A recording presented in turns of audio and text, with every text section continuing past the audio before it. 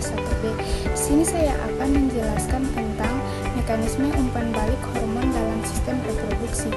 Jadi, mekanisme umpan balik hormon dalam sistem reproduksi adalah proses pengaturan produksi hormon melalui umpan balik negatif atau umpan balik positif yang menjaga keseimbangan dan fungsi sistem reproduksi pada pria dan wanita. Cara sistem hormonal menjaga keseimbangan dengan meningkatkan atau menghambat pelepasan hormon yang dikendalikan oleh hormon-hormon seperti GnRH dari hipotalamus yang memicu pelepasan FSH dan LH dari kelenjar pituitari. Hormon-hormon ini kemudian memengaruhi organ reproduksi seperti testis untuk menghasilkan testosteron dan sperma, dan ovarium untuk menghasilkan estrogen dan progesteron. Umpan balik negatif terjadi ketika hormon reproduksi yang tinggi menghambat pelepasan GnRH, sedangkan umpan balik positif seperti pada ovulasi terjadi ketika estradiol tinggi memicu lonjakan LH untuk memicu pelepasan sel telur.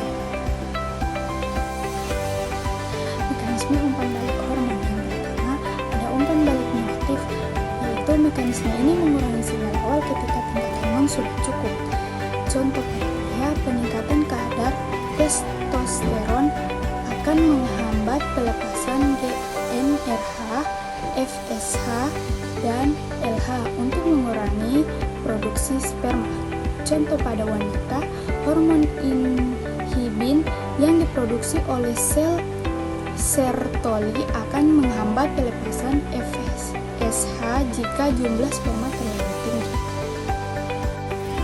Terus yang kedua ada umpan balik positif, yaitu mekanisme ini memperkuat sinyal awal sering kali terjadi pada peristiwa tertentu.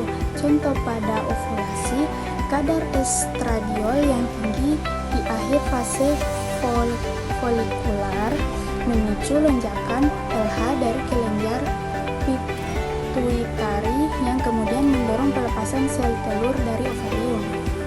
Contoh pada persalinan, hormon oksitosin memicu kontraksi rahim yang lebih kuat, yang kemudian memberikan stimulus lebih lanjut untuk melepaskan lebih banyak oksitosin, memperkuat proses hingga bayi lahir.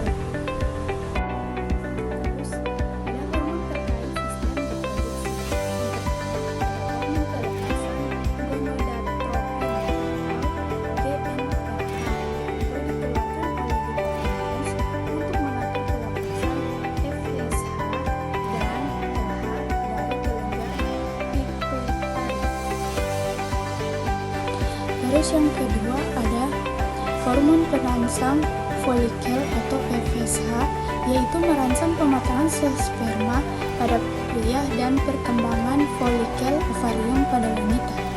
Terus yang ketiga ada hormon luteinisasi atau LH, yaitu memicu pelepasan testosteron pada pria dan ovulasi serta pembentukan korpus luteum, yaitu yang memproduksi progesteron pada wanita. Terus yang keempat ada testosteron, yaitu hormon seks utama pada pria yang penting untuk pematangan sperma dan perkembangan karakter seks sekunder.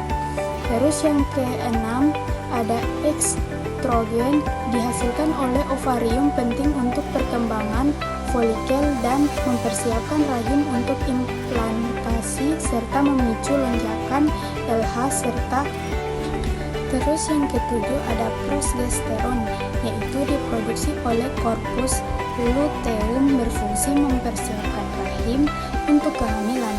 Terus yang terakhir ada inhibin, yaitu dihasilkan oleh sel Sertoli pada pria untuk menghambat pelepasan FSH saat produksi sperma sudah mencukupi. Baik, itulah hasil dari materi mekanisme umpan balik hormon dalam sistem reproduksi. Sekian.